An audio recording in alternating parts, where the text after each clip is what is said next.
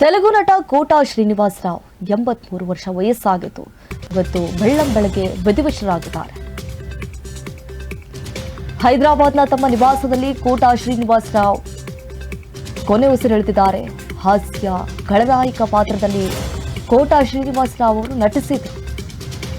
ತುಂಬಾ ದಿನಗಳಿಂದ ಅನಾರೋಗ್ಯ ಸಮಸ್ಯೆ ಇವರಿಗೆ ಬಾಧಿಸ್ತಾ ಇತ್ತು. ಹಾಗೆ ನಟ ಕೋಟಾ ಶ್ರೀನಿವಾಸ ರಾವ್ 750ಕ್ಕೂ ಹೆಚ್ಚು ಸಿನಿಮಾಗಳಲ್ಲಿ ನಟಿಸಿದ್ದಾರೆ. ಕೋಟಾ ಶ್ರೀನಿವಾಸ ರಾವ್ ಅವರ ಕೊನೆಯ ಚಿತ್ರ ಸುವರ್ಣ ಸುಂದರಿ ಅಂತ.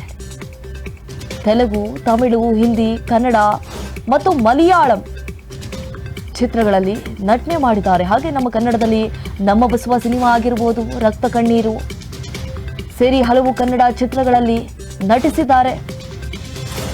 ಪದ್ಮಶ್ರೀ, ನಂದಿ ಪ್ರಶಸ್ತಿ ಸೇರಿದಂತೆ ಹಲವು ಪ್ರಶಸ್ತಿಗಳು ಇವರಿಗೆ ಲಭಿಸಿತ್ತು. ಒಮ್ಮೆ ಶಾಸಕರಾಗಿಯೂ ಸೇವೆಯನ್ನು ಸಲ್ಲಿಸಿದ್ದಾರೆ ಕೋಟಾ ಶ್ರೀನಿವಾಸ ರಾವ್. ಮತ್ತು ಮುಂಜಾನೆಯ ವೇಳೆಯಲ್ಲಿ ಕೊನೆ ಉಸಿರೆಳೆದಿದ್ದಾರೆ. ತೆಲುಗು ಸಿನಿಮಾ ರಂಗದಲ್ಲಿ ಈಗ ಮತ್ತೊಂದು ದುರಂತ ಸಂಭವಿಸಿದೆ. ಖ್ಯಾತ ಹಿರಿಯ ನಟ ಕೋಟಾ ಶ್ರೀನಿವಾಸ ರಾವ್ ಇವತ್ತು ಮುಂಜಾನೆ ನಿಧನರಾಗಿದ್ದಾರೆ. ಅವರಿಗೆ 83 ವರ್ಷ ವಯಸ್ಸಾಗಿತ್ತು. ಕೆಲವು ದಿನಗಳಿಂದ ತೀವ್ರ ಅನಾರೋಗ್ಯ ಸಮಸ್ಯೆ ಅವರಿಗೆ ಕಾಡ್ತಾ ಇತ್ತು. 750ಕ್ಕೂ ಹೆಚ್ಚು ಚಿತ್ರಗಳಲ್ಲಿ ನಟಿಸಿದ್ದಾರೆ.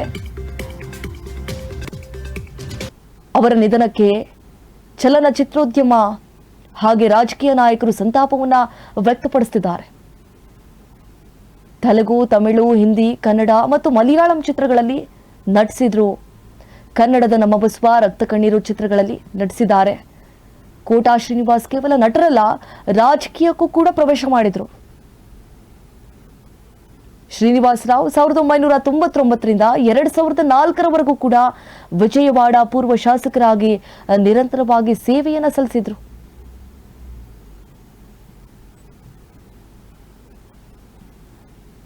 ಕೆಲವು ಚಿತ್ರಗಳಲ್ಲಿ ಪೋಷಕ ನಟನಾಗಿಯೂ ಕೂಡ ಅಭಿನಯಿಸಿದ್ದಾರೆ.